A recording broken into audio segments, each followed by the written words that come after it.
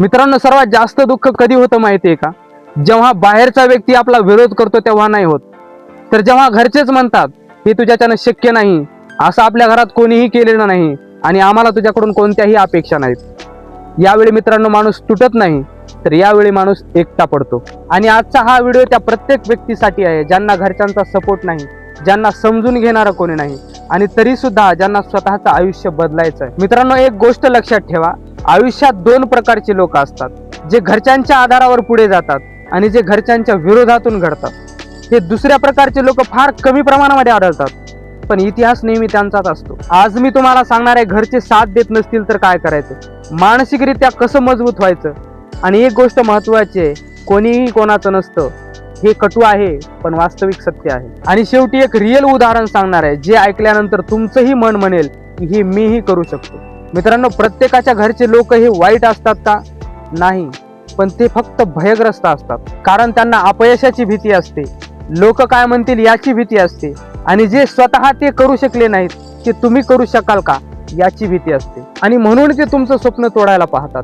कारण त्यांना असं वाटतं, जितके स्वप्न कमी असतील तितकं दुःख कमी होईल. पण त्यांना एक गोष्ट माहीत नसते की स्वप्न मारले की माणूस जिवंत असतो, पण आतून तो मरतो. आणि एक कटू सत्य सांगतो मित्रांनो, कोणीही कोणाचं नसतं, ना मित्र ना नातेवाईक, कधी कधी घरचेही साथ सोडून देतात. जोपर्यंत तुमच्याकडे पैसा आहे, स्टेटस आहे, तुमचा उपयोग आहे, तोपर्यंत लोक तुमचे असतात. आणि ज्या दिवशी तुम्ही पडता त्या दिवशी फोन सायलेंट होतात, भेटी कमी होतात आणि त्यांचे शब्द असे असतात की माझ्याकडे वेळ नाही.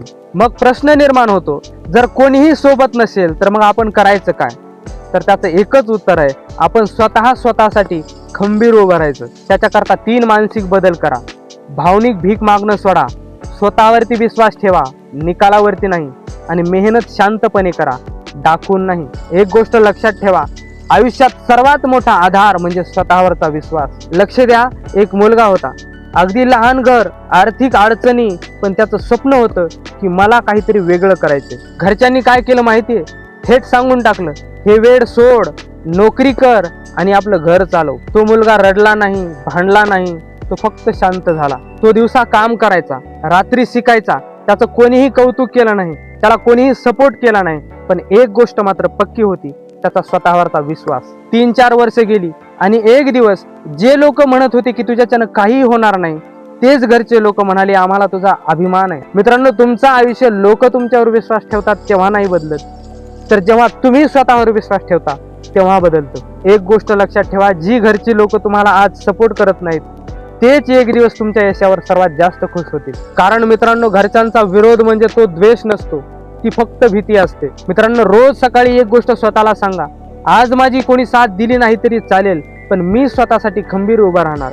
कारण आजचा संघर्ष ही उद्याची ओळख असते. ज्याला स्वतःशी बोलता येतं ना, त्याला जग जिंकायला कोणाचीही गरज लागत नाही.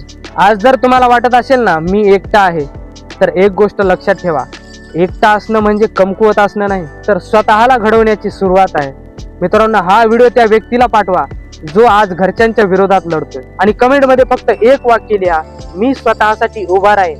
हे माझ्यासाठी नाही, तर हे तुम्ही स्वतःला दिलेलं वचन आहे. आणि जाता जाता चॅनलला सबस्क्राईब करा, कारण इथं फक्त खोटं मोटिवेशन नाही, तर इथं आयुष्य शिकायला मिळते. चला तर मग भेटूयात पुढच्या एका जबरदस्त व्हिडिओमध्ये. तोपर्यंत स्वतःची काळजी घ्या.